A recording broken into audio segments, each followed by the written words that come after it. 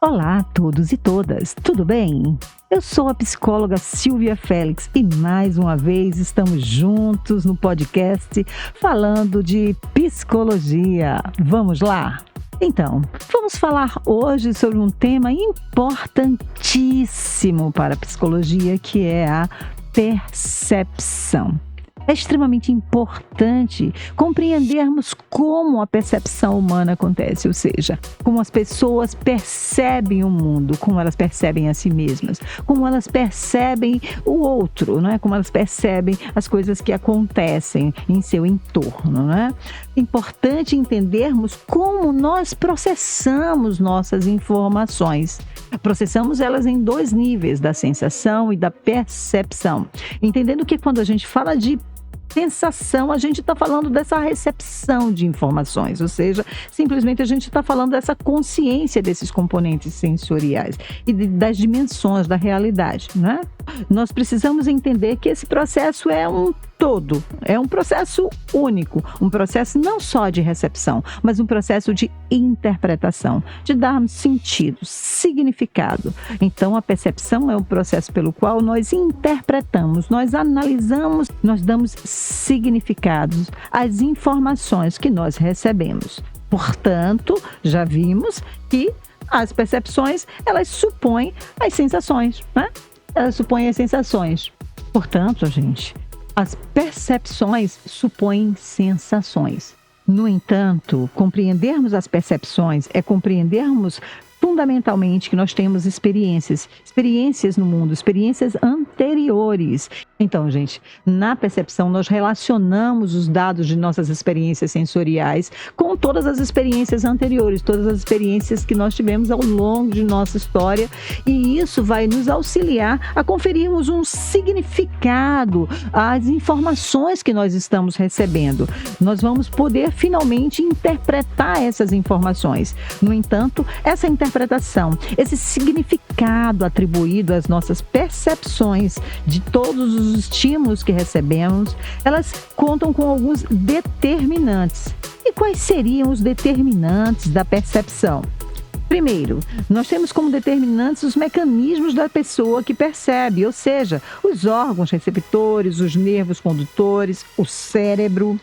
Também são determinantes todas as características de um estímulo. A cor, a intensidade do estímulo, o tamanho do estímulo. Um outro ponto fundamental, um outro determinante fundamental é o estado psicológico de quem percebe. A forma como uma pessoa se sente, suas inquietações, suas emoções, suas expectativas, tudo isso vai influenciar a percepção de um sujeito. Então, a percepção é, assim, uma seleção de estímulos. Nós selecionamos os estímulos, mas como selecionamos esses estímulos? Por meio de nossa atenção. Portanto, a atenção é fundamental, é uma condição extremamente importante para a percepção. Vimos que o estado psicológico de quem percebe é fundamental, é um dos determinantes da percepção e um determinante extremamente importante, porque mesmo que você reconheça as características de cada estímulo, mesmo que você tenha todo o aparato necessário para a recepção dessas informações, os seus motivos, as suas emoções, as suas expectativas, a sua disposição perceptiva, tudo isso vai ser determinante para a sua percepção. Imaginemos uma pessoa que, por exemplo, num dia de chuva encontra-se com uma pessoa amada, com uma pessoa que você adora, com aquela pessoa que você gostaria de estar ali. Sabe, aquele dia de chuva, um vinho, um café, um chocolate quente, um bom filme, e você olha para aquele dia chuvoso e você diz, nossa, que dia lindo, né? Mas imaginem uma pessoa que mora numa área de risco de inundação, risco de perdas. Como se sente essa pessoa? E quando ela olha aquele dia chuvoso, imagine como essa pessoa vai se sentir e que significado ela vai atribuir a esse dia. Como ela vai perceber este dia. Nossa, chuva, olha que perigo, né? Olha o que pode acontecer, né? Como essa pessoa fica apreensiva, não é verdade? Então vejam como o nosso estado emocional, como o nosso estado psicológico, como todas as nossas expectativas também podem ser fundamentais na percepção. Quando você está esperando alguém, sabe aquela pessoa que você está esperando há muito tempo e ela marca com você e você está em casa, inquieto, inquieta, e aí você olha algumas vezes achando que escutou o barulho de um carro na rua ou um telefone tocar. Não, entrou uma mensagem no WhatsApp e você faz isso por conta da sua expectativa, por causa de sua expectativa. A tua expectativa é tão grande que você vê e escuta essa pessoa chegar mesmo antes que essa pessoa de fato tenha chegado. Na realidade, nós temos a tendência a perceber o mundo como nós acreditamos que esse mundo é e como nós queremos que ele seja.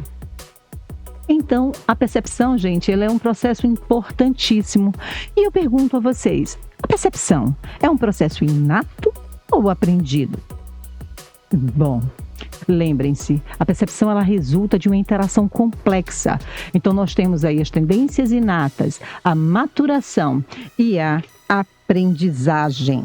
Várias experiências realizadas com pintinhos, realizadas com pessoas, todas essas experiências elas vão apontando para o fato de que existem componentes inatos e aprendidos em toda a percepção.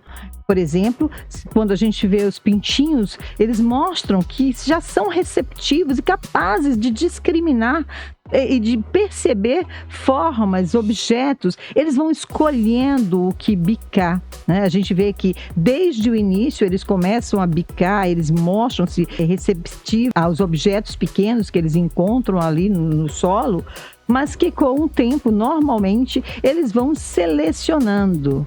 A precisão de cada bicada aumenta. Então, desde o início, nós vamos ver aí componentes tanto inatos como aprendidos, tá certo? Os indivíduos que geralmente nascem cegos, como resultado de operações, eles conseguem enxergar pela primeira vez. É necessário um longo período de treinamento, né, para que as pessoas possam lapidar. Então, gente, a aprendizagem perceptiva ocorre rapidamente em um período crítico inicial. E se ela não ocorre, torna-se muito mais difícil se desenvolver naturalmente. Por isso a importância de observarmos, né? Porque, por exemplo, uma criança que tenha uma deficiência auditiva, que tenha alguma dificuldade em relação à audição, obviamente essa criança terá dificuldade também em aprender a falar. Existe uma grande influência da aprendizagem na percepção. Gente, os mesmos estímulos podem ser percebidos de maneira diferente em diferentes culturas. Então, uma cultura, por exemplo, se você chega a ver uma vaca numa cultura indiana é um animal sagrado. Mas e em nossa cultura? A maioria das pessoas pensam num churrasco no final da semana, numa bela de uma picanha, ou num animal que dá leite. Então, nós vemos aí que existem componentes culturais fundamentais na nossa percepção. A forma como atribuímos sentido, como atribuímos significados, como interpretamos os estímulos, também depende da aprendizagem. Portanto, obviamente, vai ser atravessada pela cultura de cada país. Importantíssimo compreendermos como nós percebemos os objetos. Existem contribuições importantes, contribuições fundamentais da abordagem gestáltica. A psicologia da Gestalt surgiu na Alemanha e na Áustria no final do século XIX, opondo-se às visões de Wundt e de James. Lembrem-se que o princípio da Gestalt é que uma análise das partes nunca pode proporcionar uma compreensão do todo. Portanto, o todo é maior do que a soma de suas partes. A propriedade espiral, por exemplo, que é uma qualidade da forma, ela perde-se se você examinar separado. Imagina, você vê uma espiral e você vai examinar separado cada parte. Digamos que a gente tem ali uma espiral formado por círculos, pequenos círculos. Se você examina apenas uma parte, você vai ver pequenos círculos. Quando você une essas partes, quando elas estão dinamicamente organizadas, quando elas estão interligadas, nós temos aí uma compreensão do todo. Uma canção é um outro exemplo excelente. Uma canção é um exemplo excelente. Quando a gente toca uma música no piano, uma nota de cada vez, se nós fizermos longos intervalos entre uma nota e outra, nós não teremos uma melodia. Portanto, as características da qualidade, da forma, dependem das partes relacionadas e organizadas como um todo. Lembrando que elas são transferíveis. Eu poderia, por exemplo, na forma espiral, fazer uma espiral com pequenos círculos ou uma espiral com pequenos quadrados ou retângulos ou triângulos. Ainda assim, a forma como eu relaciono, a forma como eu organizo essas formas pode me dar o todo de uma forma e eu posso interpretar, eu posso perceber como um espiral. O agrupamentos completamente diferentes das partes desta forma, mantendo-se inatas relações fundamentais, eles compõem a mesma qualidade da forma. Então, quais são as leis ou tendências que regem a organização da totalidade? Uma das leis, figura e fundo. Gente, antes de perguntar o que um objeto é, obviamente que a gente vai separar este objeto de seu segundo plano. Ou seja, nós separamos aquilo que é interessante para a gente traz para primeiro plano. Tem algumas pessoas que são figuras, né? São muito importantes para todos nós. E, obviamente, aquelas pessoas que você não conhece, aquelas pessoas que, por alguma razão, elas não são interessantes para você naquele momento, a gente pode entender que a gente deixa em segundo plano. Então, figura, aquilo que a gente traz para primeiro plano, fundo, aquilo que a gente deixa em segundo plano. Estruturamos, inclusive, nosso mundo visual em figuras e fundo. Lembre-se que todas as pessoas selecionam o que é do interesse delas em determinado momento. Portanto, isso é reversível. Aquilo que é de seu interesse neste momento pode não ser mais de seu interesse amanhã. Então, o que é figura para você hoje, deixa de ser figura para você amanhã. Às vezes é difícil entender isso, né? Porque algumas pessoas se apegam tanto ao fato de que, não, isso sempre foi interessante para você, então, obviamente, que isso é figura para você, que isso é importante para você. Bom, vamos analisar. Ainda é do interesse dessa pessoa? Então, está em primeiro plano, sim, é figura. Mas não é do interesse dessa pessoa? Passou para segundo plano. É fundo. Então, o mesmo objeto pode ser interpretado como figura ou fundo, dependendo de como você direciona a sua atenção. Bom, entre essas leis ou tendência que regem a organização da totalidade, nós temos também a constância. Nós percebemos os objetos como tendo propriedades constantes. Uma mulher, por exemplo, quando ela se afasta, obviamente que na retina nós vamos ter uma imagem menor, mas ela não diminui, ela não encolhe quando ela se afasta. Assim como um animal, uma girafa que se aproxima de você, ela também não aumenta de tamanho. Objetos que são vistos de diferentes ângulos, a distâncias variadas ou sob condições diversas de iluminação, são percebidos como se mantivessem o mesmo formato, o mesmo tamanho e a mesma cor. Portanto, nós mantemos a constância perceptiva. Nós sempre encontramos uma forma de agrupar. Agrupamos por similaridade, ou seja, os elementos que são similares, que são semelhantes, geralmente são vistos e agrupados como se fossem uma imagem, né? Um todo. Então, a gente olha de cima de uma montanha, um conjunto de árvores e apontamos para aquele grupo de árvores bem verdes, bem verdinhas, né? Ou aquele grupo de árvores vermelhas, avermelhadas. Então, nós estamos sempre agrupando. Quando não por semelhança, agrupamos por proximidade. Aqueles elementos que estão próximos uns dos outros, muitas vezes são vistos como um todo, ou seja, como se fosse um grupo de elementos. O fechamento. O fechamento é mais uma das tendências, mais uma das leis da Gestalt. Objetos que são incompletos são normalmente preenchidos e vistos como completos. As pessoas se concentram em um detalhe e completam grande parte do restante com aquilo que já sabem. Então, nós temos a tendência a fazermos fechamentos. Lembrando que em muitas situações, vários princípios de agrupamento contribuem para nossas impressões. Portanto, os princípios de agrupamento, eles podem ser conflitantes, inclusive. Eu posso ter similaridade chocando com proximidade, entre tantos outros. E quais são as bases fisiológicas da percepção de objetos? Lembrem-se, os olhos e o cérebro trabalham para, a partir dos dados sensoriais, extraírem informações dos objetos. Os neurônios da retina fazem mais do que simplesmente traduzir energia e despachar mensagens para o cérebro. Em maior ou menor grau, eles processam informações sobre forma, detalhes, contornos, limites, cor e movimento. O trabalho dos receptores ao processar informações servem para que o cérebro não seja inundado de informações, aumentando a probabilidade de organismos atentarem a experiências ligadas à sobrevivência. Verifica-se que os animais mais complexos, o cérebro é responsável pela maior parte do processamento. Bom, como nós percebemos profundidade? A retina, ela registra as imagens em 2 dimensões, ou seja, nós não recebemos essas informações em 3D, em 3 dimensões. Recebemos em 2 dimensões. E como conseguimos, então, perceber a profundidade?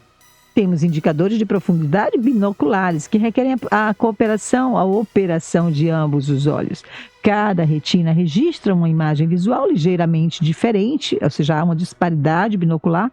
O olho esquerdo vê mais o lado esquerdo e o direito vê mais o lado direito. E o que acontece? O cérebro funde as 2 imagens em uma imagem tridimensional. Quando ambos os olhos fixam em um objeto próximo, focam a imagem no centro, a gente tem aí uma convergência, né? O que acontece? Durante esse processo, eles se voltam um na direção do outro. Nós temos aí um feedback sinestésico dos músculos dos olhos que nos dá a ideia de distância. Também temos indicadores de profundidade monoculares, que requerem apenas um olho. Os músculos dos olhos fazem o cristalino arquear-se para focalizar objetos próximos, esticar-se para focalizar objetos distantes. O cérebro ele vai receber diferentes sensações sinestésicas dos músculos dos olhos e fornecem também informações de distância. Mas não esqueçam, as paisagens elas estão plenas, estão cheias de indicadores de profundidade. Existem muitos indicadores de profundidade em uma paisagem. Bom, falando um pouco do desenvolvimento visual, lembrem-se, os recém-nascidos podem ver. Veem com mais clareza aquilo que está a 20 ou 30 centímetros dos olhos. Pelos padrões adultos, é uma visão provavelmente indistinta. Porém, os bebês de 5 semanas já demonstram preferências por imagens nítidas, mas leva mais ou menos uns 8 meses para a acuidade visual se aproximar dos níveis adultos, porque eles carecem de habilidade muscular para coordenar o movimento de ambos os olhos, como nós vimos nos nossos estudos, né, da Braglioli. Então, esses estudos eles foram importantíssimos. O desenvolvimento visual, até o 2º mês de vida, os bebês provavelmente veem apenas sombras de cinza e preto, de acordo com alguns estudos feitos em 1985. E como acontece a percepção inicial da forma? Gente, os objetos, desde o início, os bebês acompanham formas em movimento, esquadrinham contornos externos, os bebês demonstram preferências visuais, portanto, eles veem objetos desde o início. Eles preferem, às vezes, objetos mais complexos e curvados, o que deixa aí a ideia de que há uma preferência, de que há uma percepção. Objetos tridimensionais e em movimento são preferidos a objetos planos e estáticos. Rostos humanos são particularmente atrativos para os bebês. Eles olham fixamente as pessoas que cuidam deles. E é justamente esse jeitinho de ser, esse estilo perceptivo que torna o recém-nascido social. Se os objetos forem progressivamente aproximados do rosto do bebê, ele em posição ereta geralmente reage defensivamente, arregalando os olhos. Ele vai afastar a cabeça, vai afastar as mãos do objeto, vai tentar impedir que o objeto toque no rosto, porque ele está percebendo, ele começa a perceber profundidade. Existe um experimento bastante conhecido, um abismo visual, um precipício visual, que é utilizado com os bebês, tanto com bebês logo depois de aprenderem a engatear, quanto com bebês de 9 meses.